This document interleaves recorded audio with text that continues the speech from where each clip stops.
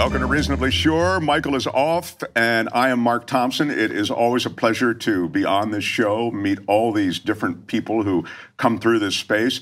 And today particularly, Greyson Chance is our guest. And I say today particularly because Greyson has a concentration in his latest musical work, and he's a terrific musical artist, as you'll hear and see in the minutes ahead, a concentration on a concern that I have, that I share, and that is for Native peoples and Native Americans who have frankly had their land destroyed and taken, and in a genocidal, obscene way been driven onto reservations through the years. Well, my bias is clear, I guess, but welcome to our show. Yeah, thank you so much for having me today. I feel strongly about it. I know you do too, and I don't want to get into so much about what has happened with the Native lands.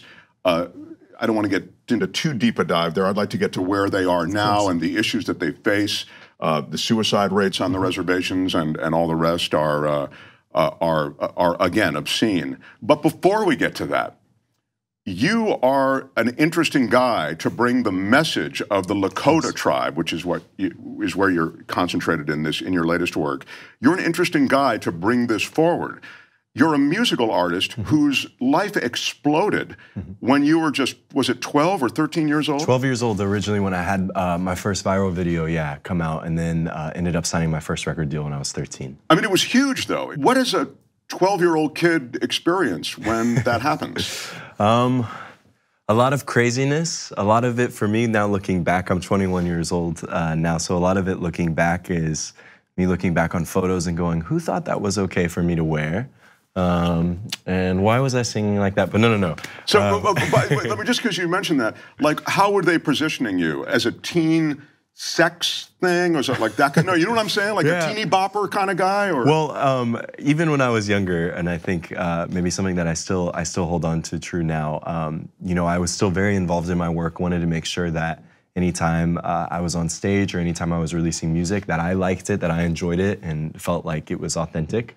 And sometimes that was true. Other times, of course, when you have big labels and big people around you, it's hard to always keep that authenticity. But I think we did a fairly good job of it. But you know, my entire thing as a musician since I started out in the game was I play piano and I write songs, and I want to play for you for a second, if that's okay. You know, and that's what I do. How did you punch through as a 12-year-old? Well, you know, it was crazy. It was a viral video at a talent show. Had no expectation. You know, sort of grew up playing music in church and always singing whenever I could. And yeah, just really came out of nowhere and is one of the biggest blessings that I've ever had. But was there a talent scout at the church? Or I mean, how do they find out about you? I actually posted a video online on YouTube, and my goal at the time was 1,000 views. I thought that would be really cool, and that could be something that I would walk into middle school the next day and be like, all right. And I think now it's at like 64 million. So a bit more than 1,000. So you take this ride up, and then there is a drop off. Like when you get just a little bit older, all of a sudden they're like on to the next 12-year-old type thing. Very true, and I went through a voice change that was very difficult to go through. I was a touring musician when I was younger, and so had gotten very accustomed. You know, your voice is a muscle, so got very accustomed to singing in the way that I was, and then woke up one day and said, whoa, we really need to adjust here. But most recently, I decided to take some time off from being in music. I was in the industry for 6 or 7 years. I really wanted to go to university. Yeah, you re-enrolled to university. Yeah, because I'd never been to high school. I did online school when I was on the road, and so I just did 2 years in school and now have officially again become a college dropout. But I have plans to go back and finish it out, but I have felt a new urge to write music. But that was a very transformative experience to sort of see a bigger picture of life, to gain some more perspective, and to be able to focus now on issues, you know, like what we're showing in the Good as Gold music video, and have a you know, real conversation about things. Yeah, you seem to be distracted from school by good things to be distracted by, like this cause of the Lakota people. Tell everyone about the Lakotas. They're in North and South Dakota. Yes. And what is a bit of the history and what is a bit of their situation that motivated you to become so involved with their plight? Well, I became aware, and I'll say this, naively, before we started this project and before we started talking about it in January, I was not familiar with the tribe, nor was I really familiar with Pine Ridge, the reservation, that much at all. And we were having conversations in January with a friend of mine, Bobby Hannaford, who ended up directing the video for us, and he kind of talked to me about this passion project that he had. He had shot a documentary there a few years prior. And we just sort of talked about it. And I think our conversations at first were not even really involving the song yet. We're just sort of, talking about this issue that he was very passionate about. And I think there are a lot of statistics that surround Pine Ridge and the Lakota that are often really the only focus that you see from mainstream media when they talk about the reservation.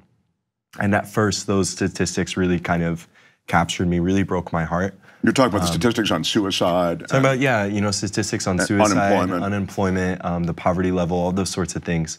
And I just felt an immediate urge where I wanted to go. I wanted to talk to these people. I'm born and raised in Oklahoma. And so, I had sort of seen as I had been growing up, kind of similar things happening in our state as well. And just felt this urge to want to go there. And then I think in later conversations, we began to focus then on how the song could correlate with what we were trying to do. And then in conversation with the Lakota and Tiny, who's with us now in the studio today.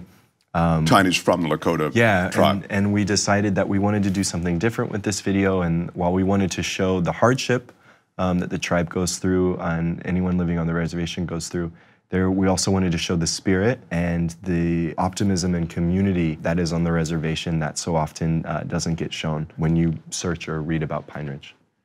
So we're gonna see the video and hear some of the song when we come back. And then I wanna talk a bit about the people you met there. Because how much time did you spend with the Lakotas? I was able to spend a couple days. We shot on location in Pine Ridge. I would love to go spend more time, and I think this video and just this project and in our conversation with the Lakota, I've learned so much, and it's really it's given me a bigger perspective of this is something that I could really help out with, and maybe contribute in any way in which I can. So I would love to spend a lot more time in South Dakota. There's so much media noise around so many different things. I think your strategy is so well placed because your strategy is to bring more attention, and through the media noise, you have to make the right kind of noise. You may be just the guy to do it. On the go? Don't worry, we got you covered. You can still listen to TYT at our new podcast network. Find us on Apple Podcasts, the Google Play Store, or at tyt.com/podcast.